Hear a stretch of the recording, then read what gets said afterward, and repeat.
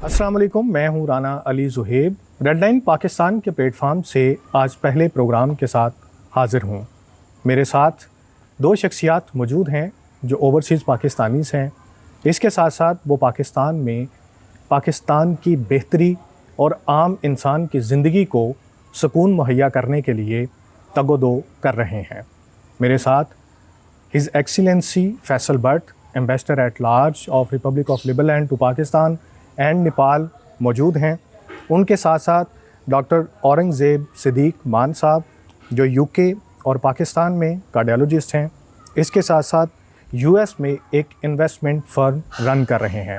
आप दोनों मेहमानों का बहुत बहुत शुक्रिया। फैज़ साहब, सबसे पहले और ख़ास तौर पर आप दोनों शख्सियात से मेरा जो पहला सवाल है, आज पाकिस्तान से लोग बाहर जा रहे हैं अपने बेहतर मुस्तकबिल के लिए और अपनी फैमिली को अच्छे तरीके से उनकी परवरिश करने के लिए, जबकि आप दोनों बाहर के ममालिक से, ख़ास तौर पर इंग्लैंड जैसे मुल्क से वापस पाकिस्तान आए हैं।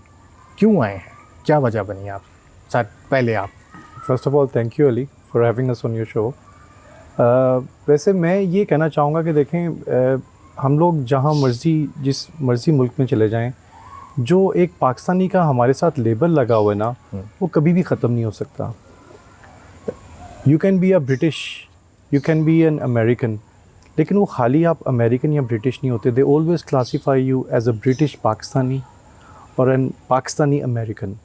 तो वो आपकी नेशनलिटी चेंज होने के बावजूद भी पाकिस्तान का नाम आपके नाम के साथ हमेशा जुड़ा रहता है। और जैसे वो कहते हैं ना कि with the power comes greater responsibility, तो मेरा ये मानना है कि अगर कोई बंदा किसी मुकाम के ऊपर है तो वो उसकी रिस्पॉन्सिबिलिटी है कि अपने से जो नीचे लोग हैं उनकी बेहतरी और फलाह के लिए वो काम करे। तो जैसे आपको पता है कि मेरी पोस्टिंग 2017 में पाकिस्तान में हुई और उससे पहले मेरा पाकिस्तान सिर्फ हॉलीडेज़ में आना जाना था। यहाँ रह के मुझे वो चीज़ें देखी मैंने जो शायद बाहर रह के कभी महसूस नहीं कर सकते थे, एक्सपीरियंस नहीं कर सकते थे, जिसको कहते हैं ना हैंड्स ऑन एक्सपीरियंस। वो चीज़ें नज़र आई। और आप यकीन करें कि पाकिस्तान में इतने लोगों के मसाइल हैं कि अगर हम गिनना शुरू करें तो हमें तो 10 घंटे भी हमारे लिए कम होंगे। नहीं तो आप 2017 में आपने जैसे जिक्र किया कि आपकी पोस्टिंग हुई, 23 में वो टेन्योर पूरा हुआ, उसके बाद फिर से आपने जो है वो एक्सटेंड करवाई, तो क्या इतना ही अच्छा लग गया आपको पाकिस्तान कि आपने कहा कि नहीं मैं अब वापस नहीं जाना चाहता? मुझे ये लगता है कि जैसे मैंने पहले कहा कि ये मेरा फ़र्ज़ है कि मैं अपने मुल्क को कुछ पे बैक करूँ। देखिए, फाइनेंशियली पे बैक ही सारा कुछ नहीं होता। मेरे ख्याल है 25 करोड़ में से आप पहले हैं जो ये कह रहे हैं। देखें जी, जब तक हम लोग, हर बंदा अपनी एक नेशनल ड्यूटी होती है हर बंदे की, और जब तक हम एज ए नेशन एक्ट नहीं करेंगे और हर बंदा इंडिविजुअली अपनी नेशनल रिस्पॉन्सिबिलिटी को ओन नहीं करेगा, तब तक हम लोग एक कौम या एक मुल्क नहीं बन सकते। तो मेरा मकसद सिर्फ ये है कि लोगों के मसाइल जो हैं उसको उजागर करना, लोगों को दी राइट वे दिखाना। देखें, ये हम लोग हमेशा हर चीज़ में पाकिस्तान को क्रिटिसाइज़ करते हैं कि जी पाकिस्तान में ये नहीं है, पाकिस्तान में वो नहीं है, पाकिस्तान में ये नहीं है। लेकिन ऑन दी अदर हैंड अगर आप बाहर जाके देखें इंटरनेशनली, आपको पता है कि पर मिनट क्राइम रेट जो अमेरिका में है उसको आप पाकिस्तान से कंपेयर करें तो पाकिस्तान तो कोसों दूर है उससे। बिल्कुल ठीक। जो लोगों को पता नहीं है, हमारे यहाँ बारिश होती है तो हम क्रिटिसाइज़ करना शुरू कर देते हैं, जी पाकिस्तान डूब गया, पाकिस्तान डूब गया। इंग्लैंड और अमेरिका में ये तो एक नॉर्मल चीज़ है, फ्लडिंग इज़ वेरी नॉर्मल। वहाँ तो लोग क्रिटिसाइज़ नहीं करते अपने मुल्क को, तो हम क्यों? तो जस्ट क्रिटिसिज्म और ये क्राइम रेट को देख के आपने फैसला किया कि मुझे पाकिस्तान में ही रहना है? नहीं, ये बात नहीं है। पाकिस्तान में बहुत कुछ है, पाकिस्तान में वो कुछ है, लेकिन हम लोग शायद उस चीज़ को ऑब्लाइज नहीं करते, उस चीज़ को हम लोग जो उजागर नहीं करते। शायद हमारी कौम को आदत पड़ गई हुई है सिर्फ क्रिटिसिज्म की और होने की। ये क्रिटिसिज्म और ये क्या मामला था, इसमें हम आगे चल के बात करें। डॉक्टर साहब, आपसे ये जानना चाहेंगे, आप माशाल्लाह से कार्डियोलॉजिस्ट हैं, इंग्लैंड में आप हार्ट स्पेशलिस्ट हो, डॉक्टर हो, उसके बाद यूएस में एक इन्वेस्टमेंट फर्म भी रन कर रहा हो एक शख्स, तो ये अमेरिका और इंग्लैंड छोड़ के क्या पड़ी थी आप पाकिस्तान आने की, क्या वजह बनी है, आप क्यों पाकिस्तान से इतना मोहब्बत है, क्यों क्या देखा क्या ऐसा पाकिस्तान में जो आप इंग्लैंड और अमेरिका में नहीं देख पाए? नहीं, वो कहते हैं ना, there is no place like home. तो घर से बढ़ के तो कोई जगह नहीं होती। मेरे ख़्याल में जो ज़िंदगी आप पाकिस्तान में इंजॉय कर रहे हैं वो आपको दुनिया में और कहीं भी मैसर शायद ना हो। अभी ईद गुज़री है, ईद का जो मज़ा पाकिस्तान में है वो दुनिया में और कहीं नहीं होता। इसी तरह पाकिस्तान में जो एक atmosphere of warmth and congeniality and family life है वो आपको दुनिया में नहीं मिलता। बाकी जहाँ तक बात है इकोनॉमिक अपॉर्चुनिटीज़ की और यहाँ के इश्यूज़ की, वो देखें, grass is always greener on the other side of the fence. आप पाकिस्तान में बैठ के बड़े आराम से कह सकते हैं कि जी इंग्लैंड बड़ा अच्छा है। मैं इंग्लैंड में बैठ के कहूँगा कि पाकिस्तान बहुत अच्छा है, या अमेरिका में बैठ के कहूँगा कि पाकिस्तान बहुत अच्छा है। यहाँ पे इकोनॉमिक अपॉर्चुनिटीज़ कम हैं, बिल्कुल मैं मानता हूँ लोगों के लिए मुश्किल है, लेकिन मैं हमेशा ये कहता हूँ कि वो इकोनॉमिक अपॉर्चुनिटीज़ किसने बनानी है? हम लोग ही आके बनाएंगे तो बनेंगी ना। हम लोग से मुराद के जो लोग जिनको एक कैपेसिटी है जो कर सकते हैं, अगर वो नहीं करेंगे तो कौन करेगा?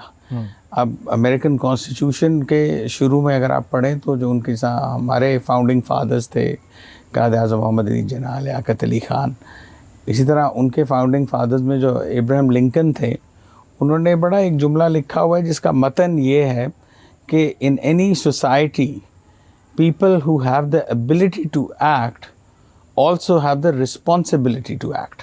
कि किसी भी माशरे में अगर अल्लाह ताला ने आपको समझ दी है, आपको हिम्मत दी है, आपको एक तौफीक दी है कि आप एक तब्दीली ला सकते हैं, तो फिर आपका फ़र्ज़ बनता है कि आप वो तब्दीली लाएं।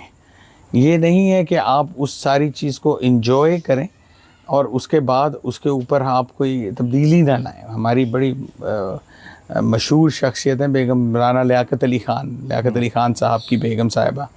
उन्होंने कहा था कि leadership is not a privilege, it is a trust.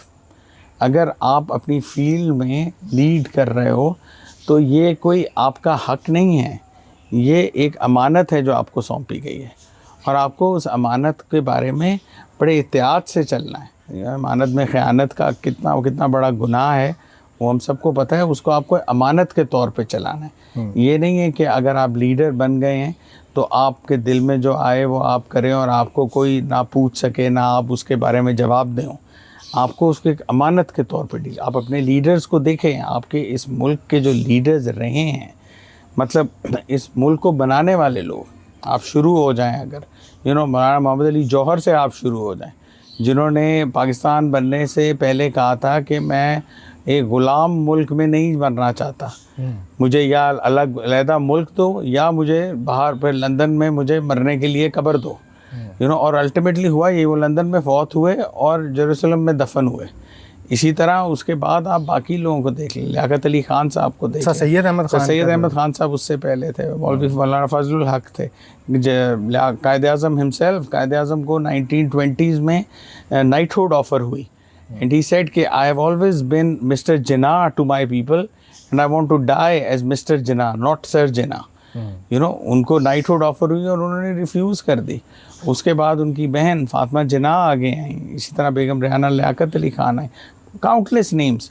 सरदार अब्दुल रब निश्तर थे, उसमें आपके हुसैन शहीद सोहरवर्दी थे जो कि आपके बाद में इन्होंने इस कंट्री को लीड किया, ख्वाजा नाज़मुद्दीन हमारे सेकंड गवर्नर जनरल थे। ये सारे नाम अगर आप देखें, मैं कई बार सोचता हूँ कि हमारे लोग अगर सोचें बैठ के, वो क्या एक शेर था अल्लामा इकबाल का कि कभी ए नौजवान मुस्लिम तदब्बुर भी किया तूने, कभी ए नौजवान मुस्लिम तदब्बुर भी किया तूने, वो क्या गर्दूं था जिसका है तू एक टूटा हुआ तारा।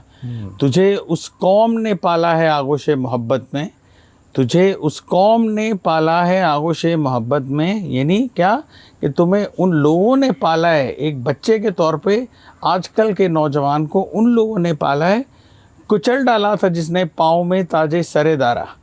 हमारे बच्चों को जिन लोगों ने पाला है, ये वो लोग थे जिन्होंने के बादशाहों का ताज कुचला था। यू नो, सरे दारा, वो दारा जो था वो शाहजहाँ का बड़ा बेटा था। यू नो, उसने एक दीन में चेंज लाने की कोशिश की थी, तो आम जो हिंदुस्तान की आवाम थी उन्होंने उसको रिजेक्ट कर दिया था, और उसके नतीजे में उसको शिकस्त हुई थी, और औरंगज़ेब जो है वो आखिरी मुग़ल बादशाह बना था। मतलब कि आप अपनी तारीख़ को अगर आप देखें तो कितनी अजीम है। आपके लीडर्स जो हैं, कायद आज़म ने कहा था जब पाकिस्तान बना, ज़्यादती हो रही थी पाकिस्तान की मिलिट्री, वो जो ब्रिटिश वहाँ पे मिलिट्री कमांडर्स थे, उनकी कोशिश थी कि एक joint chief of army staff हो जाए। तो कायद आज़म ने कहा था कि even if you give me one soldier with one weapon, I want my own army. You know, और आज वही आर्मी है जो कि आपके सर फ़ख्र से बुलंद करती है, जिसके बारे में आप दुनिया जहान में मशहूर हैं। और जिस तरह हमने देखा बुनियानो मरसूस में उस आर्मी ने क्या किया। मैं ये कहता हूँ कि इस मुल्क में क्या नहीं है। लोग कहते हैं इस मुल्क में क्या रखा है, छोड़ो, चलते हैं इस मुल्क से। पहले नारा होता था कि लोग मजाक करते हैं, पहले नारा होता था पाकिस्तान जिंदाबाद, अब नारा होता है पाकिस्तान से जिंदा भाग। यू नो, क्यों भाग? क्या नहीं है इस मुल्क में? हम इस मुल्क में क्या नहीं बनाते? यू नो, आप गाड़ियों से लेके स्पोर्ट्स गुड्स तक और दवाइयों से लेके वेपनरी तक हर चीज़ आप बनाते हैं। क्या नहीं? आप कहते हो इकोनॉमिक अपॉर्चुनिटीज़ नहीं है। मैं कहता हूँ यार क्यों नहीं? आप ज़रा गूगल पे जाके सिर्फ ये लिखें कि पाकिस्तान में पैसा किस तरह बनाया जाए, वो 1 नहीं, 2 नहीं, 3 नहीं, आपको 5 सेगमेंट्स देता है जिसमें कि आप इस मुल्क में बैठ के पैसा बना सकते हैं। आपने बताया इन्वेस्टमेंट फर्म में अमेरिका में रन करता हूँ, हम अमेरिका में स्टॉक्स में डील करते हैं। अमेरिकन स्टॉक मार्केट जो है वो आपको 40% से ज़्यादा रिटर्न नहीं देती। पाकिस्तानी स्टॉक मार्केट जो है वो 90% रिटर्न देती है। मैं आधा टाइम बैठ के सोच रहा होता हूँ कि यार हम बड़े बेवकूफ़ हैं जो अमेरिका में काम कर रहे हैं, हमें तो चाहिए था पाकिस्तान में करें। इस वक्त लाहौर में प्रॉपर्टी सेक्टर में, लाहौर में एक फ़्लैट की कीमत जो है वो इटली में, जो रोम में एक फ़्लैट की कीमत से ज़्यादा है। मतलब प्रॉपर्टी सेक्टर आपको कितना रिटर्न दे रहा है इसमें। इसी तरह स्मॉल एंड मीडियम एंटरप्राइजेज़ हैं, होम कॉटेज इंडस्ट्री जो है वो कितना आपको रिटर्न। इसी तरह आपकी स्पोर्ट्स सेक्टर में अब आप देखें PSL में 2 ओवरसीज़ पाकिस्तानी कंपनीज़ हैं जिन्होंने के 2 टीम्स खरीदी हैं, और वो थाउजेंड्स ऑफ डॉलर्स में प्लेयर्स खरीद रहे हैं। बिल्कुल ऐसे। मतलब IT सेक्टर इतना, मतलब ह्यूज IT सेक्टर है। आप IT सेक्टर में जितना आप अर्न कर रहे हो, कर सकते हो, वो आपकी सोच है। यू नो, पिछले आप 2 साल के स्टेटिस्टिक्स इंडिया के IT सेक्टर के उठाकर देखें, जितना सऊदी अरब ने पिछले 2 साल में ऑयल एक्सपोर्ट करके कमाया है, उतना इंडिया ने IT के अपने प्रोडक्ट्स एक्सपोर्ट करके कमाया है। मतलब आप कहते हो आपके पास तेल के कुएं नहीं है, भाई आपको तेल के कुएं हैं आपके पास। आपका IT सेक्टर जो है आपके तेल के कुएं हैं। हम लोग खुद पाकिस्तान में बैठ के IT के थ्रू इतनी इकोनॉमिक अपॉर्चुनिटीज़ क्रिएट कर रहे हैं, इतने बच्चियों को हम जॉब्स दे रहे हैं। तो पाकिस्तान में आप क्यों नहीं ग्रो कर सकते? हमें सिर्फ इकट्ठे रहना है एक कौम के तौर पे। यू नो, वो कुरान की सूरह आल इमरान की आयत है, वातसिमू बिहब्लिल्लाहि जमीअन वला तफर्रकू, hang on to the rope that Allah extends to you without dividing yourself. कि अल्लाह की रस्सी को मजबूती से थाम के रखो और आपस में तफरकेबाजी मत करो। ये बात हमारी कौम को अंदाज़ा करना है, और हम इंशाल्लाह एक अजीम कौम बन सकते हैं। और यही जज्बा लेके आप पाकिस्तान वापस आए हैं कि हमें पाकिस्तान की तकदीर को बदलना है। बिल्कुल। फैसल साहब, मैं आपकी तरफ आऊँगा। आपने ये कहा कि हमें भी कुछ पे बैक करना चाहिए। आपने अपनी गुफ्तगू में ये कहा कि इस मुल्क ने हमें तो बहुत कुछ दिया, पहचान दी, इस मुल्क में हम पैदा हुए, तो अब हमारा भी ये फ़र्ज़ बनता है कि हम इस कंट्री के लिए करें। पाकिस्तान को, यहाँ पे जो पाकिस्तान के लोग हैं वो मसाइलिस्तान भी कहते हैं। बहुत से मसाइल पाकिस्तान में जो यहाँ पे मौजूद हैं, इसमें कोई दो राय नहीं है। आपकी नज़र में मैं आपसे ये जानना चाहता हूँ कि कौन से ऐसे 5 या 4 मेजर इश्यूज़ हैं जो आप ये समझते हैं कि अभी एग्जिस्ट करते हैं, इनके ऊपर वर्क होने वाला है, काम होने वाला है, और इनको अगर बेहतर कर लिया जाए तो पाकिस्तान की इकॉनमी बेहतर हो सकती है, पाकिस्तान का मुकाम बेहतर हो सकता है, और एक आम पाकिस्तानी की ज़िंदगी बेहतर हो सकती है। जी बिल्कुल। जो मेजर मसाइल हैं पाकिस्तान में, नेमली इकॉनमी, लॉ एंड ऑर्डर, सही, एजुकेशन और हेल्थ, ये बेसिक मसाइल हैं जो अगर एड्रेस किए जाएं प्रॉपर्ली। मेरा ये ख्याल है कि ये जो आपने मसाइल का जिक्र किया है, इनमें एक आम इंसान की ज़िंदगी जिसके साथ जुड़ी है वो दो हो सकते हैं, इकॉनमी हो सकती है या लॉ एंड ऑर्डर हो सकता है। इकॉनमी पे मैं डॉक्टर साहब आपसे गुफ्तगू करूँगा। आपसे ये जानना चाहता हूँ कि लॉ एंड ऑर्डर की जो सिचुएशन आपने मेजर इशू बताया, क्या इशू आपकी नज़र में, क्या मसला है लॉ एंड ऑर्डर में पाकिस्तान में? मैं सबसे पहले तो आपको इंटरनेशनली बताऊंगा कि इंटरनेशनली क्या होता है और फिर पाकिस्तान की तरफ आऊँगा ताकि लोगों को डिफरेंस पता चले कि जितना हम बुरा समझते हैं उतना बुरा है नहीं पाकिस्तान। जैसे मैंने पहले भी स्टार्टिंग में कहा कि अगर आप पर मिनट क्राइम रेट कंपेयर करें अमेरिका का, इंग्लैंड का और पाकिस्तान का, तो पाकिस्तान का बहुत पीछे है। सही। और देखें होता क्या है कि जैसे पाकिस्तान की 25 करोड़ आवाम है और हम लोग हमेशा ये सोचते हैं कि जी केसेस जो हैं, बाप लड़ता है तो बेटा और बेटे के आगे पोता, नस्ल दर नस्ल केसेस जो हैं वो चलते रहते हैं। बिल्कुल। तो ये सिर्फ पाकिस्तान में ये इश्यूज़ नहीं है, ये इश्यूज़ बाहर के मुल्क में भी हैं। लेकिन मसला ये है कि बाहर के मुल्क के लोग उस तरह मौन नहीं करते, क्रिटिसाइज़ नहीं करते हर चीज़ पे जिस तरह हम लोग करते हैं। हाँ, ये भी बात ऑन दी अदर हैंड सच है कि हमारे जो केसेस हैं थोड़े से और ज़्यादा प्रोलॉन्ग हो जाते हैं। अगर बाहर के मुल्कों में 3-4 सालों में केसेस हल होते हैं तो हमारे नस्ल दर नस्ल लग जाती है। लेकिन आपको ऑन दी अदर हैंड ये भी सोचना है कि आपने केटर किसको कर रहे हैं। हमारे कोर्ट्स, नंबर ऑफ़ कोर्ट्स तो वही हैं और उन्होंने 25 करोड़ आवाम को केटर करना है, फैसिलिटेट करना है। और उसके बाद सबसे बड़ा जो हमारा ग्रास रूट लेवल पे मसला है वो है करप्शन का। लॉ एंड ऑर्डर में करप्शन का बहुत बड़ा मसला है, जो पहले से तो बहुत बेहतर हुआ है क्योंकि अब एजुकेटेड क्लास जो है वो आगे आ रही है लॉ एंड ऑर्डर में, इन्फोर्समेंट के अंदर। लेकिन फिर भी जो एक क्लासिकल मेथड ऑफ पुलिसिंग है वो अभी भी पाई जाती है काफ़ी हद तक हमारी लॉ इन्फोर्समेंट एजेंसीज़ में। और उसके अलावा होता क्या है कि क्लास सिस्टम की वजह से हमेशा जो लॉ एंड ऑर्डर है वो गरीब को एक डिफरेंट वे से ट्रीट करता है और एक जो एफ्लुएंट और अमीर बंदा है उसके लिए वो डिफरेंट होता है। इट्स क्वाइट अनफॉर्चुनेट, जैसे कि एथिकली भी और हमारा रिलीजन भी हमें ये सिखाता है कि लॉ सब लोगों के लिए इक्वल है।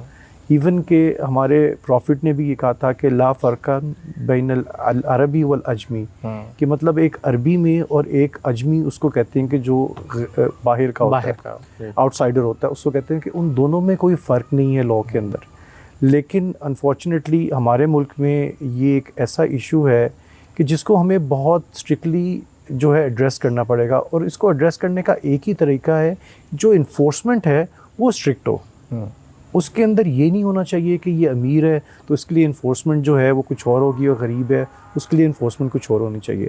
जब तक जज़ा और सज़ा का कानून स्ट्रिक्टली अडर्ड नहीं होगा इस मुल्क में, तब तक हमारा लॉ एंड ऑर्डर का सिचुएशन जो है वो नॉर्मलाइज नहीं हो सकता। मतलब इंसाफ एक आम इंसान जो है उसकी दहलीज तक नहीं पहुंच सकता जब तक इसको नहीं देखा जाए। डॉक्टर साहब, आपसे जानना चाहूँगा, भाई साहब ने जिक्र किया इकॉनमी का। सबसे पहले इन्होंने बात जो नंबर 1 पे उन्होंने की, इकॉनमी हमारा सबसे बड़ा मेजर इशू है। क्या लगता है आपको, कैसे ये एक इशू है और क्या मसाइल हैं इसमें? इकॉनमी बिल्कुल हमारा एक मेजर इशू है और इसका इम्पैक्ट जो है वो बाकी तीनों इश्यूज़ पे आता है, लॉ एंड ऑर्डर पे भी, हेल्थ पे भी, एनर्जी पे भी।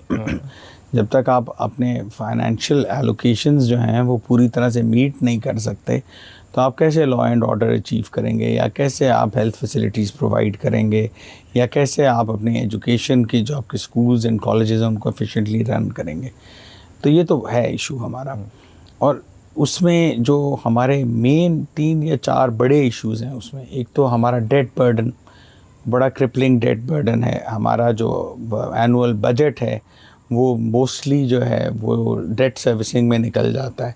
जब आप कर्ज़ा उतारने में ही सारा पैसा लगा देंगे तो आप डेवलपमेंट क्या करेंगे, आप ह्यूमन रिसोर्स पर क्या लगाएंगे, आप हेल्थ फैसिलिटीज़ कैसे प्रोवाइड करेंगे, आप डैम्स कैसे बनाएंगे, आप सड़कें कैसे बनाएंगे, आप बिजली कैसे देंगे। तो एक तो आपका डेट बर्डन बहुत है। फिर टैक्स टू जीडीपी रेशो आपका बहुत कम है। जो लोग टैक्स देते हैं वो बहुत कम हैं, और जो उनमें से भी कुछ ऐसे हैं जिनको जितना देना चाहिए वो नहीं देते। वो हमें अपनी टैक्स बेस के जो हमारे इश्यूज़ हैं सबको मालूम है कि वो मालूम हैं। इसी तरह हमारा फिस्कल डेफिसिट है, हम हर साल जितना कमाते हैं उससे ज़्यादा खर्च करते हैं। सिंपल सी बात है, इसमें कोई मतलब रॉकेट साइंस नहीं है कि हम जो कमा रहे हैं वो उसके मुकाबले में हम खर्च ज़्यादा कर रहे हैं। स्पेसिफिक फिगर्स में भी मैं जाऊंगा, लेकिन मोटी सी बात अगर मैं करूं, इसी तरह आपका ट्रेड डेफिसिट है, आप जो एक्सपोर्ट करते हैं उसके मुकाबले में आपकी इंपोर्ट्स जो हैं वो कहीं ज़्यादा है। मतलब आप और कुछ नहीं, छोटी सी मैं बात करूं कि आप और मैं, हम लोग जो हैं वो साल में तकरीबन कोई 2.5 अरब की चाय पी जाते हैं। आज हम कहें कि हमने चाय अगर पीनी है तो पाकिस्तान की पीनी है, बाहर की हम इंपोर्ट नहीं करें। वो 2.5 अरब जब देते हो तो वो डॉलर्स की फॉर्म में देते हो। वो डॉलर कहाँ से आते हैं? वो डॉलर आपके ही भाई जो रेमिटेंसेस भेजते हैं, ओवरसीज पाकिस्तानीज मेहनत करके, मजदूरी करके, या अपना जो आपका इंटेलेक्चुअल्स हैं काम करके, नौकरियां करके वो भेजते हैं, तो आपका मुल्क चलता है। आपके पूरे सेगमेंट्स हैं इस कंट्री के जो कि चलते ही फॉरेन एक्सचेंज में। अगर आप जीटी रोड पे जाएं तो आप शुरू हो जाएं गुजरात से, गुजरात, लाला मूसा, खारियाँ, जेलम, मंडी बहाउद्दीन, ये सारा जो है, और थोड़ा सा राइट टूवर्ड्स कश्मीर आप मीरपुर की तरफ निकल जाएं, ये सारा एरिया जो है ये सारा आपको फॉरेन एक्सचेंज भेजता है बाहर से, तो आपका मुल्क चलता है ऐसे ही। सो आपका जो ट्रेड डेफिसिट है वो बड़ा it's a huge trade deficit. उसमें फिर आपके एनर्जी इश्यूज भी आ जाते हैं। आप कोई कारखाना लगाना चाहता है तो उसको आप बिजली की सप्लाई, अव्वल तो बिजली का कनेक्शन लेने में उसे मसले, पर बिजली जितनी महंगी है वो उसके ओवरहेड एक्सपेंसेस इतने हो जाते हैं। कभी वो यूपीएस लगाता है, कभी वो जनरेटर लगाता है, फिर जनरेटर में डीजल तेल आप महंगा कर देते हैं। तो ये सारे इश्यूज आपके इकोनॉमी के हैं कि आप इन सारे इश्यूज को इन टोटलिटी आपने डील करना है। लेकिन मैं ये बात करूँगा कि ये सारे इश्यूज गवर्नेंस के हैं। ठीक है, एक मुल्क के लिए पैसे का अरेंज करना कोई मुश्किल चीज़ नहीं है। आप अभी जाके वर्ल्ड बैंक को कहें जी हमें 50 अरब डॉलर चाहिए, वो कहेंगे ले लो, वो क्यों? वो कर्जा वर्ल्ड बैंक जो देता है। हम मसला कॉन्स्टेंटली ये बना के रखते हैं कि जी वर्ल्ड बैंक बड़ा मसला कर रहा है, वर्ल्ड बैंक का कर्जा बड़ा मसला कर रहा है। वर्ल्ड बैंक का कर्जा मसला नहीं करता आपके लिए। वर्ल्ड बैंक को आप जाके पैसे मांगेंगे, वो कहेगा जी ले लो। क्यों? वर्ल्ड बैंक आपको या मुझे 50 अरब डॉलर नहीं देगा, मुल्क को दे देगा। क्यों? क्योंकि मुल्क ने लेके भाग नहीं जाना। पाकिस्तान यहीं पे पड़ा, आप और मैं लेके भाग सकते हैं, आप और मैं फौत हो सकते हैं, आप और मैं जो इंडस्ट्री लगाएंगे वो फेल हो सकती है। Pakistan as a country fail भी अगर हो गया तो पाकिस्तान कंट्री के एसेट्स हैं जो कि वर्ल्ड बैंक लेके अपना काम चला सकता है। आपने देखा ही है पीछे एक स्पेन को जब एक ज़माने में कितनी बड़ी प्रॉब्लम थी, यूरोपियन सेंट्रल बैंक ने बिल्कुल बैंकरप्सी डिक्लेयर करने लगा था। यूरोपियन सेंट्रल बैंक ने उसे मिलियंस ऑफ पाउंड्स का लोन, मिलियंस ऑफ यूरोस का लोन दिया ताकि वो सस्टेन कर सके अपनी इकोनॉमी। इसी तरह पीछे श्रीलंका का आपने देखा कितना उनका फाइनेंशियल क्राइसिस आया, बैंकरप्सी डिक्लेयर हुई, वर्ल्ड बैंक ने लोन दिया और दोनों कंट्रीज़ ने टर्न अराउंड कर लिया चीज़ों को। इशू पाकिस्तान में गवर्नेंस का है। पैसा आप कर्जा लेना में कोई बुराई नहीं है। अमेरिका इस वक्त उसका जो कर्जा है वो ट्रिलियंस ऑफ डॉलर्स में है। ठीक है, और सबसे बड़ा अमेरिका का कर्जदार जो है वो चाइना है। अमेरिका ने सबसे ज़्यादा कर्जा चाइना से लिया हुआ है, और वही जो उसका दुश्मन है। वो ट्रेजरी बॉन्ड्स बेचते हैं अपने, और चाइना खरीद लेता है। उसके बदले जो पैसे आते हैं उससे अमेरिकन अपना मुल्क चलाते हैं। ठीक है, ये पूरी दुनिया में मुल्क कर्जा लेते हैं। कर्जा लेने में कोई बुराई नहीं है।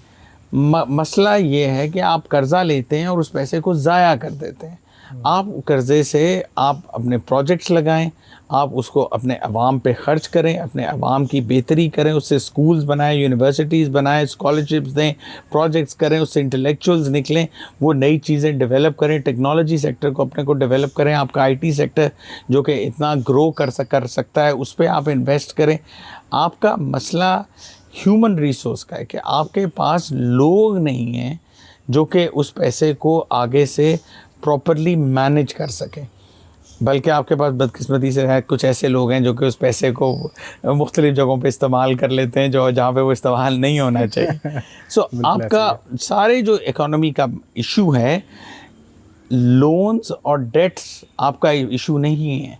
आप खुद बैंक से गाड़ी लेते हैं, अगर आप उस गाड़ी से अपना कारोबार चलाते हैं या आपको कारोबार बेहतर करने में आसानी होती है तो वो गाड़ी आपकी ज़िंदगी बेहतर बनाती है। आप कारोबार अपना बेहतर करते हैं, आपके पास ज़्यादा वक्त होता है कारोबार करने को, बजाय कि आप पब्लिक ट्रांसपोर्ट इस्तेमाल करें। आप जाके अपनी दुकान पे या अपने दफ्तर में या अपने कारखाने में बैठते हैं, ज़्यादा प्रोडक्टिविटी करते हैं, ज़्यादा कमाते हैं, उसमें से थोड़े से पैसे आप बैंक को दे देते हैं, लो भाई ये गाड़ी का कर्जा रख लो, वापस रख लो, ठीक है। लेकिन अगर उसी गाड़ी को आप जनाब उसके साथ रेसें लगाएं और उसको जाके आप उसका तेल बदली ना कराएं और उसका इंजन बैठ जाए तो वो फिर आपने खुद मिसमैनेज किया है। सो हमें मैनेजमेंट बेहतर करनी है अपनी इकोनॉमी की। हम मैनेजमेंट बेहतर करेंगे तो इस मुल्क में सब कुछ है। जैसा मैंने पहले कहा कि हम हर चीज़ तो बनाते हैं यार, मतलब एटम बम बना लिया तो अगर एटम बम तक चले गए तो क्या हम बाकी चीज़ें नहीं बना सकते? बिल्कुल बना सकते हैं। तो इसलिए हमें सिर्फ मैनेजमेंट बेहतर करनी है, मैनेजमेंट को बेहतर करना है। आपके हाँ। नज़दीक आपका ये पॉइंट है कि मैनेजमेंट बेहतर होगी तो हमारे लिए इकॉनमी जैसे बड़े मसले से बाहर निकलना भी कोई मुश्किल काम नहीं है।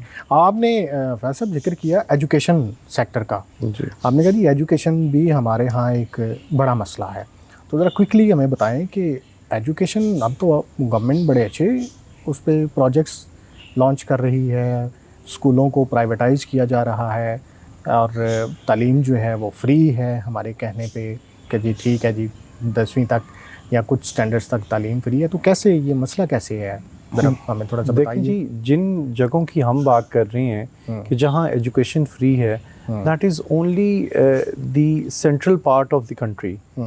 मतलब जो हमारे शहर हैं वहाँ एजुकेशन फ्री है, वहाँ कॉलेजेस हैं, यूनिवर्सिटीज़ हैं, स्कूल्स हैं। लेकिन जो मेजॉरिटी हमारी देहातों में रहती है, गांव में रहती है, वहाँ तो सिर्फ मैप्स के ऊपर ही स्कूल्स और कॉलेजेस हैं। सही, मतलब हम लोग इजीली गिना सकते हैं कि कुछ ऐसे हमारे मुल्क के बड़े बड़े शहर हैं कि जहाँ यूनिवर्सिटीज़ हैं नहीं।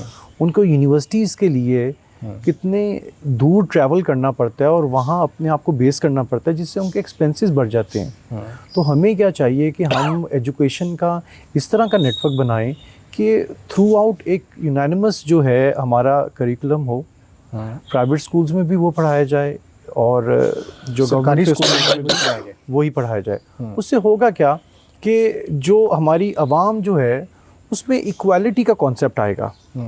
जब इक्वालिटी का कॉन्सेप्ट आएगा तो ये इन दी फ्यूचर जो हमारी जनरेशन्स हैं उनके लिए बहुत काम आएगा। This is something we need to work on. और एजुकेशन क्यों इम्पोर्टेंट है किसी आपका भी ये जो पॉइंट है ना, सॉरी आपकी बात कट कर रहा हूँ, कि प्राइवेट स्कूल्स और गवर्नमेंट स्कूल्स में करिकुलम जो है वो सेम होना चाहिए। जी बिल्कुल, ये मैं ये समझता हूँ कि ये नीड ऑफ द आवर है। जी क्यों? क्योंकि प्राइवेट स्कूल्स का एक अलग ही एक सिस्टम चला हुआ है, भारी भरकम फीसें, बच्चे की उतनी उम्र उतना कद नहीं है जितना बड़ा बैग उसके कंधों के ऊपर है। फिर सरकारी स्कूल में चले जाएं तो फैसिलिटीज़ का जो है वो उतना ज़्यादा नहीं है। तो ये आपका पॉइंट जो है वो बड़ा वैलिड है। मैं आपको ये बताता हूँ, करिकुलम सिलेबस जो है वो ख़ास तौर पे वो दोनों का सेम होना चाहिए। देखें अब जैसे हमारा यहाँ ओ लेवल्स और ए लेवल्स हम लोग करवाते हैं। ओ लेवल्स और ए लेवल्स के अंदर वो कोई पाकिस्तानी हिस्ट्री नहीं पढ़ाते। मैंने खुद बजाते खुद, क्योंकि मैं born and bread Abu Dhabi का हूँ, तो मेरी एजुकेशन यूए की है, तो वहाँ मैंने ओ लेवल्स और ए लेवल्स पढ़ा हुआ है। मैं पाकिस्तानी हिस्ट्री से बहुत दूर हूँ, मुझे पता ही कुछ नहीं, क्योंकि मैंने जहाँ पढ़ा है वहाँ मुझे पढ़ाई नहीं गई। इसी तरह हमारे यहाँ के बच्चे जो ओ लेवल्स और ए लेवल्स करते हैं, ठीक है, that's good for the international exposure, लेकिन उनको अपने मुल्क के बारे में तो कुछ नहीं पता। कोई हिस्ट्री, पाकिस्तानी स्टडीज़ उनको नहीं पढ़ाई जाती ओ लेवल्स और ए लेवल्स में। तो it's not something that I am against of कि ओ लेवल्स ए लेवल्स नहीं होना चाहिए, लेकिन हमें अपने मुल्क के बारे में सोचना चाहिए कि हम अपने एजुकेशन करिकुलम में अपने बच्चों के अंदर वो चीज़ें इंजेक्ट करें कि हमारा मुल्क कितना ग्रेट है। हमारे जो एंसेस्टर्स थे उन लोगों ने कितनी कुर्बानियाँ दे के इस मुल्क को क्लेम किया। एग्जैक्टली जो अभी डॉक्टर साहब भी जिक्र कर रहे थे पाकिस्तान बनने की, पाकिस्तान की तहरीक की, जो हीरोज़ लीडर्स का उन्होंने जिक्र किया, तो ये आपकी बात बड़ी वैलिड है। एजुकेशन सिस्टम में फ्लॉज ये जो हैं इनको बिल्कुल किया जा सकता है। और उसके बाद कौमें वही तरक्की करती हैं जिनके लोग एजुकेटेड हों। लेकिन जी education is the only way forward. ये इसी तरह है कि आप एक अनएजुकेटेड बंदे को आईफोन दे दें, उसको पता ही नहीं होना उसको किस तरह यूज़ करना है, और ऑन दी अदर हैंड उसी एक पढ़े लिखे बंदे को आप आईफोन दे दें, वो उससे पैसे बनाना शुरू कर देगा। आई मीन उसको इतना बड़ा प्लेटफॉर्म मिल जाएगा, किस लिए? वो जो नॉन एजुकेटेड है वो भी वही डिवाइस यूज़ कर रहा है, एजुकेटेड भी वही डिवाइस यूज़ कर रहा है, लेकिन he knows how to operate it, he knows कि उससे पैसे किस तरह बनाने हैं, और वो सारा कुछ उसको अक्ल शऊर कहाँ से आई, एजुकेशन से। तो अगर किसी मुल्क ने, किसी कौम ने तरक्की करनी है तो education is the only way forward. बेहतरीन। डॉक्टर साहब, आपसे हेल्थ सेक्टर पे मैं जानना चाहूँगा कि ये जो मेजर इश्यूज़ हमने पीछे डिस्कस किए हैं उसमें एक हेल्थ सेक्टर भी आया है। हमारे पाकिस्तान का शायद 60%, अगर मैं गलत नहीं हूँ, अब आप मुझे करेक्ट कर दीजिएगा, कि ऐसा इलाका है जहाँ पे बुनियादी जो सेहत की सहूलियात है वो नहीं है। मसाइल इतने ज़्यादा हैं कि जच्ची जच्चा बच्चा क्या, किसी को भी कोई कुछ पता नहीं है कि हमें कैसे करना है। क्या समझते हैं आप, कैसे इस पे काबू पाया जा सकता है? हेल्थ पे तो मैं बड़ा मुझे तकलीफ़ होती है बात करते हुए, क्योंकि मैं खुद डॉक्टर हूँ, और जो हमारे हालात हैं, डिस्पाइट द फैक्ट कि गवर्नमेंट इतनी उस पर कोशिश कर रही है कि बेहतरी लाए, लेकिन अनफॉर्चुनेटली वो सेंस ऑफ डायरेक्शन ठीक नहीं है उनकी। मैं हमेशा कहता हूँ कि अगर आपने लाहौर से कराची जाना है तो फिर आपको गाड़ी कराची की तरफ मोड़नी पड़ेगी, तो फिर कहीं जाके आप 2 दिन में कराची पहुँचेंगे। बिल्कुल ठीक। अगर आपकी गाड़ी जा ही इस्लामाबाद की तरफ रही है तो आप सारी उम्र कराची नहीं पहुँचेंगे। सो हम एफर्ट तो करते हैं, लेकिन शायद डायरेक्शन हमारी सही नहीं होती। क्या गलती है डायरेक्शन? मैं बताऊँ, आपने जो बात की ना वही उसी में मसला है कि 60% जगहों पर आप क्यों नहीं फार फ्लंग एरियाज़ में हेल्थ की फैसिलिटीज़ प्रोवाइड कर पाए। अब मैं आपको छोटी सी मिसाल देता हूँ, इंग्लैंड की चले ले लेते हैं। इंग्लैंड जो है वो पंजाब के साइज़ का है सारा, जो इंग्लैंड, जो अगर आप चलें यूनाइटेड किंगडम भी ले लें, आप स्कॉटलैंड भी डाल लें, आयरलैंड भी डाल लें, सारा मिला के उसकी टोटल पॉपुलेशन जो है वो हमारे पूरे पंजाब से कम है। सही। ठीक है। उन्होंने बड़ा एक डिवॉल्व सिस्टम बनाया हुआ है। हर अस्पताल अपनी नौकरियों का खुद इश्तिहार देते हैं, खुद इंटरव्यू करते हैं, खुद लोगों को रखते हैं, यहाँ तक कि पे भी उनकी खुद फैसला करते हैं। ये नहीं है कि अच्छा जी हुकूमत हेल्थ मिनिस्ट्री करेगी, कि हेल्थ मिनिस्ट्री करेगी, एक मिनिस्टर साहब बैठे हैं, एक सेक्रेटरी साहब बैठे हैं, वो दस्तखत करके भेजेंगे तो होगा। नहीं, वो अस्पताल के अंदर जो फाइनेंस डिपार्टमेंट है वो कहता है कि अच्छा भाई हुकूमत ने हमें ये बजट इस साल दे दिया है, इसमें हमने साल पूरा करना है, इसमें दवाइयाँ भी आनी है, इसमें इक्विपमेंट भी आनी है, इसमें से तनख्वाहें भी देनी है, इसमें मेंटेनेंस भी होनी है। तो लिहाजा इतनी तनख्वाहें जो हम दे सकते हैं। अब जो स्कॉटलैंड के परले कोने में अस्पताल है, वो जब मैं वहाँ पे कभी छुट्टियाँ मनाने स्कॉटलैंड जाता था तो मैं कहता था चलो यार थोड़े पैसे भी कमा लें, तो वो मुझे सोने में तोल देता है। क्यों? वो कहता है कि भाई आ जाओ, मेरे पास कोई आता नहीं है, तुम आ जाओ, मैं तुम्हें लंदन के मुकाबले में डबल पैसे दूंगा। उसके मुकाबले में लंदन में जब नौकरी करने लगो, लंदन का अस्पताल कहता है कि खबरदार, जो पैसे मांगे तुम्हें हम लंदन में नौकरी दे रहे हैं, तुम मशहूर हो रहे हो पूरी दुनिया में कि तुम लंदन में काम कर रहे हो, तुम्हें क्या जरूरत है पैसों की, हमने नहीं देने, इतने देंगे, लेने लो, वरना नखरे मत करो, जाओ, हमारे पास बड़े लोग हैं काम करवाने के। मजाक के अलावा कि आपका एक डिवॉल्व सिस्टम होना चाहिए। अब गवर्नमेंट ने इस चीज़ को रियलाइज़ करते हुए प्राइमरी सेकेंडरी हेल्थ केयर को अलग कर दिया, टर्शरी को अलग कर, स्पेशलाइज हेल्थ केयर जिसे ये कहते हैं। अरे भाई, अगर ये किया है, अगर पता लग गया है तो फिर और करो ना। आप प्राइमरी सेकेंडरी को आगे आप डिस्ट्रिक्ट, आपके पास डिस्ट्रिक्ट हेल्थ अथॉरिटीज़ हैं, आपके पास BHUs हैं, आपके पास टर्शरी तहसील हेडक्वार्टर्स हैं, आपके पास टीचिंग हॉस्पिटल हैं, और कुछ नहीं तो अपने टीचिंग हॉस्पिटल्स के जो वहाँ पे लोग बैठे हैं उनको चार्ज दो। वहाँ पे जो प्रोफेसर साहिबान बैठे हैं या जो MS बैठे हैं, उनको ज़्यादा से ज़्यादा अच्छी तरह पता है कि उन्होंने अस्पताल किस तरह चलाना है। उनको पावर्स दो, give them the right to hire and the right to fire. ना आप उन्हें बंदा रखने देते हो, और जो बंदा है जहाँ पे बेईमानी करता है या सही तरह से काम नहीं करता, उसको वो निकाल नहीं सकते। वो सस्पेंड करते हैं या वो कुछ करते हैं तो वो ऊपर से फ़ोन करवा लेता है। आप उन्हें राइट टू हायर और राइट टू फायर दो, उन्हें काम करने दो, उन्हें कहो भाई ये पैसे तुम्हें देंगे हम साल के, इसके बाद हमें शिकायत नहीं आनी चाहिए, अगर शिकायत आई तो तुम फारग। बिल्कुल ठीक। उन्हें अथॉरिटी दो, उनके ऊपर एतबार करो, वो बड़े पढ़े लिखे ट्रेंड प्रोफेशनल हैं। तो पहली चीज़ तो ये कि आप डिवॉल्व करें अपने सिस्टम को। सेक्रेटरी हेल्थ का काम क्या होना चाहिए? Policy banana. Secretary Health is not there to decide on postings and transfers. That is not his job and he's not trained for it.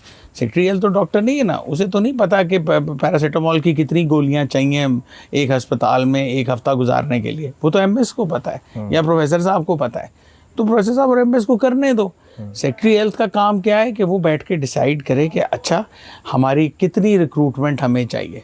और वो अस्पतालों को बताए कि ठीक है भाई, हम इतने पैसे हुकूमत से लेके आपको दे सकते हैं इतने लोगों के लिए, तो बराए मेहरबानी इतने लोगों में आपने गुजारा करना है। उसके बाद उन अस्पतालों पे छोड़ दें कि वो कितने लोग रखते हैं, कैसे रखते हैं, किस तरह चलाते हैं। बिल्कुल ठीक। ठीक है, एक तो आप अपने सिस्टम को डिवॉल्व करें, दूसरे आप अपने ह्यूमन रिसोर्स को वैल्यू करें।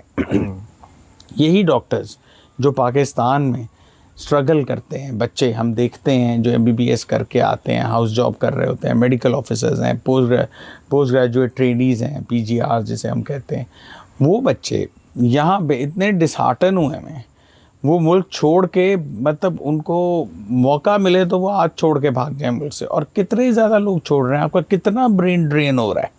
यही बच्चे बाहर जाके स्कॉलरशिप्स भी लेते हैं, फेलोशिप्स भी पास करते हैं, हेड्स ऑफ डिपार्टमेंट भी बनते हैं, इदारों के चेयरमैन भी बनते हैं, प्रोफेसर्स भी बनते हैं, रिसर्च पेपर निकालते हैं।